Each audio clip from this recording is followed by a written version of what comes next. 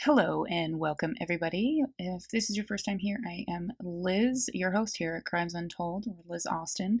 That is my lovely name. Yes, I know.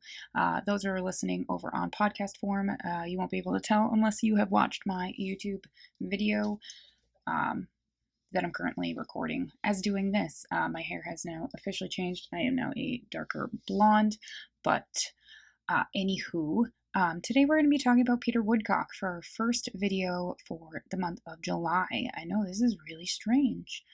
How did we end up in July so fast? I don't know. This year has seemed to be going so fast, but anywho. First and foremost, obviously, a few things have happened within the world. Obviously, we had the Titan submarine thing happen. A lot of people covered that on TikTok. I did not cover that on TikTok because that was something that I did not want to. I didn't want to touch that whatsoever. That wasn't, nope.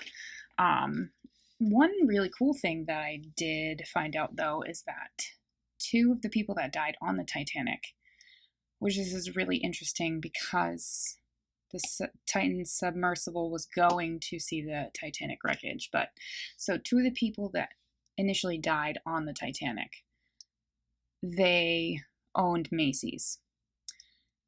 Their great granddaughter was actually married to the guy that owned the company that ran the Titan submersible, and he was actually on board of the Titan and died. Such a full circle moment with that. It's so weird how stuff like that can happen. That's something that I was just like, wow, that really happened? That's so strange. Like, it's not something that you would imagine ever happening, you know what I mean? But anywho, so let's get into this lovely case of Peter Woodcock. I know, I'm trying to put this off as much as I can because he's quite a disgusting human being. But anywho, so Peter Woodcock, who also would go by David Michael Kruger, I'll kind of get into that later. He was born on March 5th of 1939, and he was actually born to a teen mother. His early years were very interesting, to say the least. So he is known as a child rapist, psychopath, and serial killer within Canada. The initial murders he committed happened within the 1950s in Toronto, as well as a murder he committed while he was out on a release day from the psychiatric institution that he was at in 1991.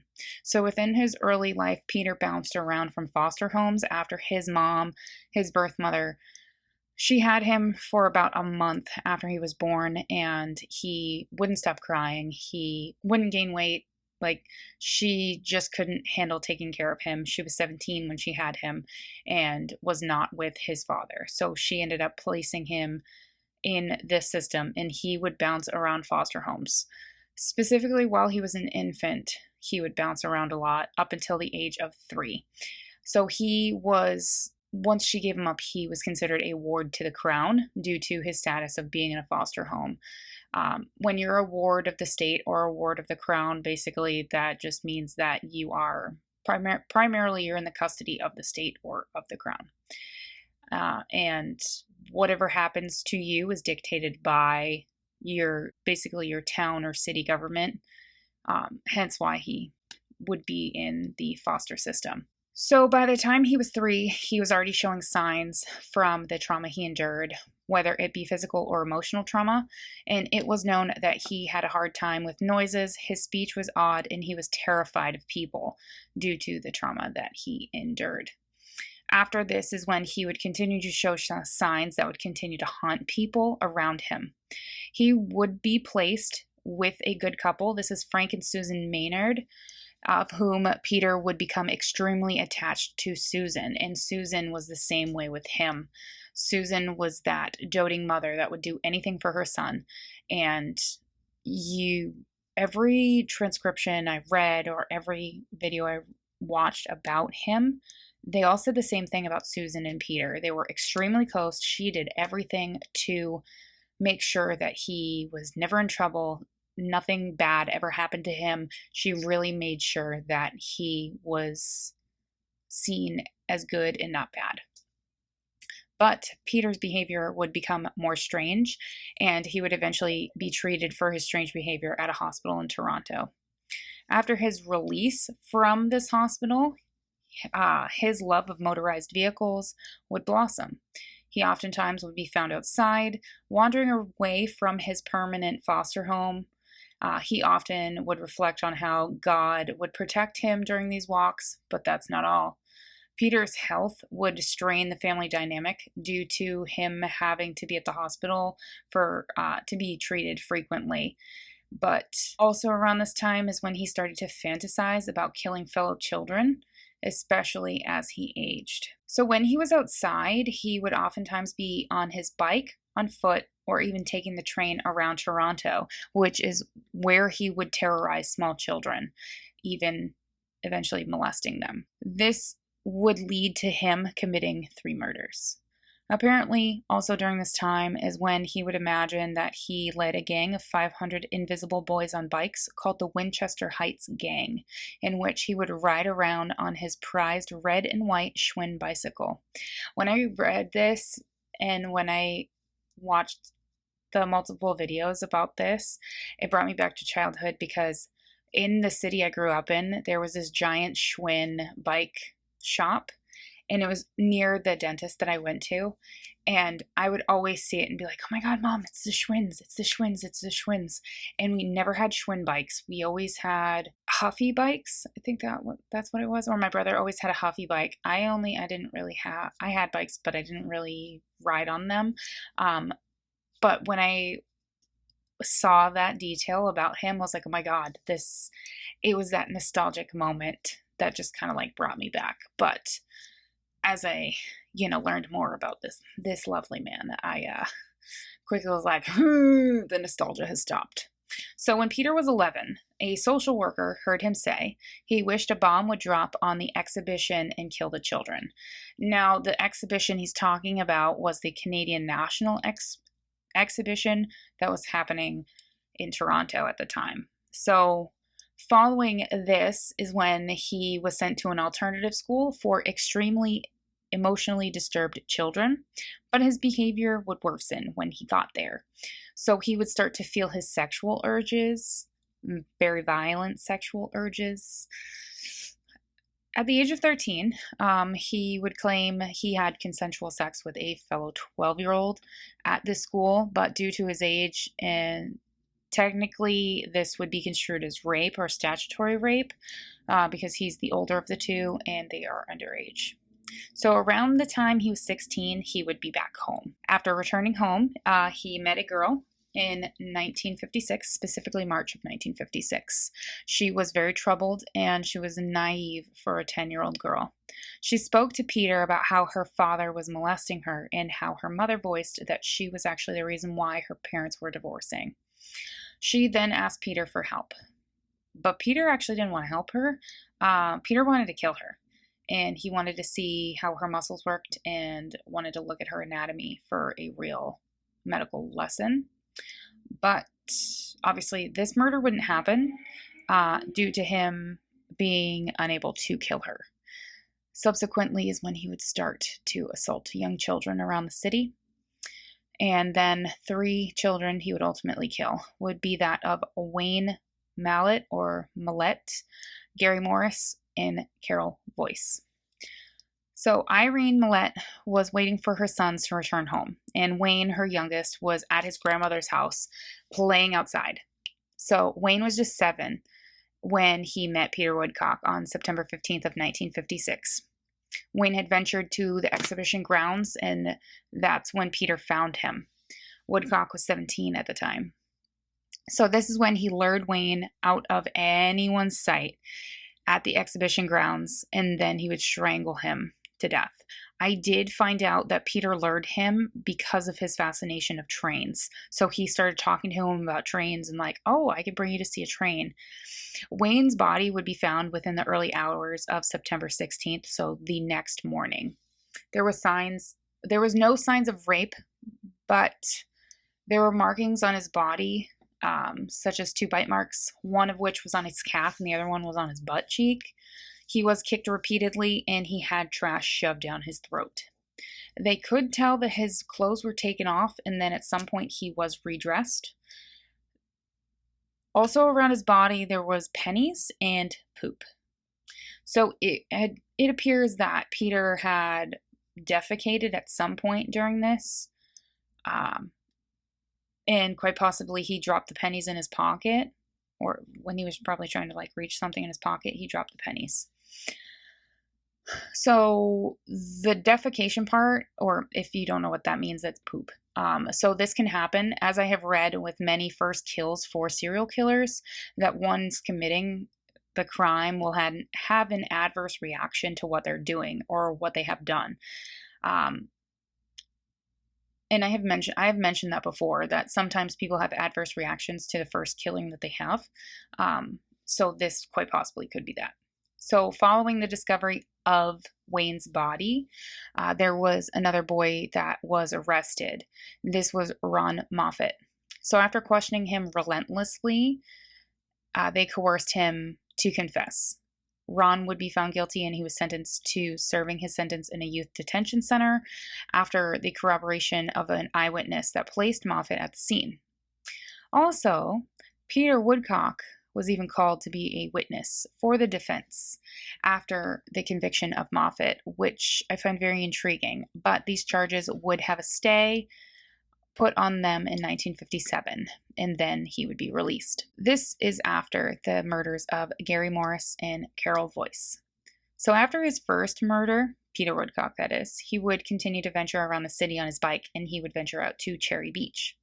So 9-year-old Gary Morris was picked up by Peter on October 6th of 1956 in Cabbagetown.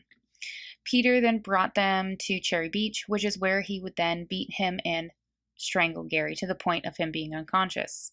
Ultimately, Gary died from a ruptured liver. Most people thought at first that he was strangled to death, but his ruptured liver is what killed him, of which I can only imagine was an extremely painful death. His clothes at some point were taken off and he was then redressed.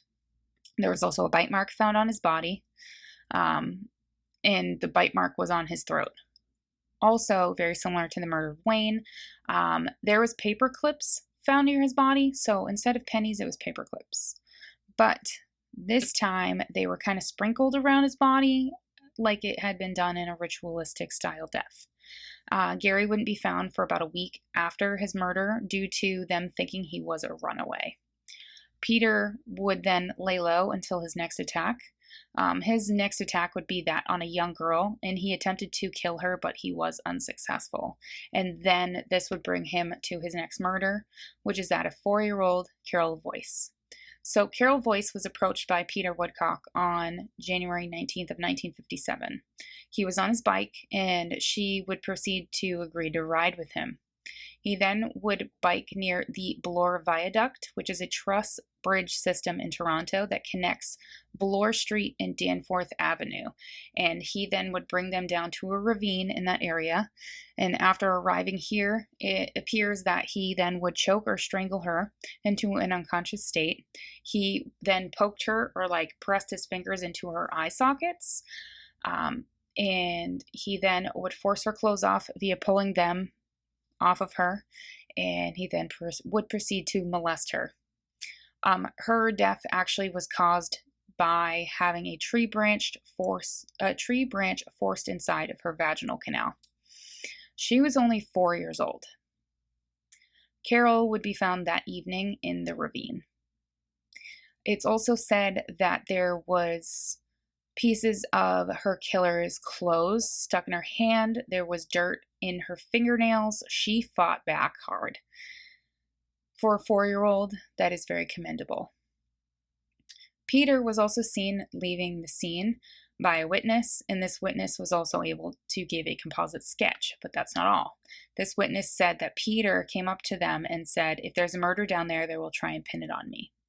So this sketch would be run in the Toronto Star, and this would cause a frenzy in the city due to the sudden killing of children in the city.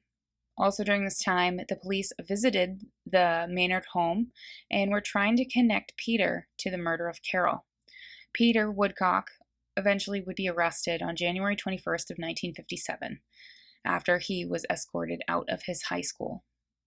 When he was questioned following the arrest, he would admit that he had indeed killed Carol. He also would admit that his attack count could possibly be 11 or 12. After his arrest, he was absolutely terrified of what his mother would think of him after his arrest. With these cases, he was absolutely terrified. And he was terrified of what the public would think of him as well. He didn't like what people thought of him, and that, I mean, he's a teenager, that's quite normal, but he would be found not guilty due to insanity, and he would be remanded to the custody of the mental health institution that he would be sent to. So Peter was in an institution called Woodridge, which is a maximum security mental institution. There he would be treated with speed and LSD. This mental institution was under major fire for all the stuff that they did. And so is the one that he would go to after. But when he's here, he would legally change his name to David Michael Krueger, which I find quite ironic because of the serial killer Freddy Krueger, because Freddy Krueger also killed children. Yeah, I thought that was another funny fact as well. So after 30 years in the institution, they would question whether or not he was still needed to be there. The board stated it would be okay for him to be in a minimum security institution instead of a supermax, but the staff at Oak Ridge disagreed with them due to his sexual desires and his dreams of committing more crimes. Ultimately, they wouldn't listen to the staff, and they would send him to a medium security institution, which is called Brockville. Here, he would have a day pass or have access to day passes. David then would end up going on a day trip with a former lover from Oak Ridge, and this man, his name is Bruce Hamill. He also was sent to Brockville, but he would be released eventually, and then he would meet up with David. So on July 13th of 1991, David and Bruce were planning the murder of another inmate, and his name is Dennis Kerr. After they were all out, David then lured Dennis, with the help of his lovely man friend Bruce, into the woods with the promise of drums. This is when David and Bruce would take turns stabbing him repeatedly, and then after he was dead, they would take turns molesting his body. Following the murder of Dennis, David went to the police station and he confessed. I also read that he went back to the institution and then they brought him to the police station where he confessed. Either way, David and Bruce would be tried again and they would be found not guilty due to reason of insanity, and they were sent back to Oak Ridge. David died on March 5th of 2010 while he was still at Oak Ridge. Like I said, he is a very messed up human being, and I felt it would be good to have him as my first video of Killer Kids of July. I hope you guys learned something, enjoyed this video. Yeah, and I'll see you guys in my next one, which will be Mary Bell. Bye, you guys.